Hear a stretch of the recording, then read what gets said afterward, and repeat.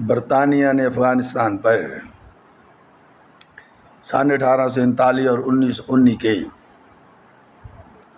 درمیان 3 مرتبہ حملہ کیا، اور کہا جا سکتا ہے کہ برطانیہ تینوں بار ناکام رہا۔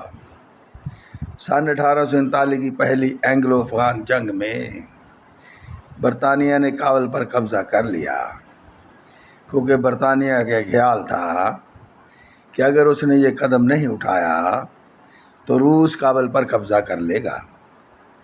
اس کی وجہ سے برطانیہ کو تاریخی شکست کا سامنا کرنا پڑا۔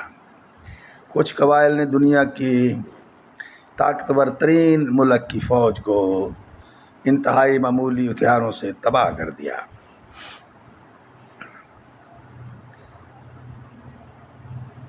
تین سال کے حملے کے بعد بالآخر افغانستان نے حملہ آور فوج کو بھاگنے پر مجبور کر دیا۔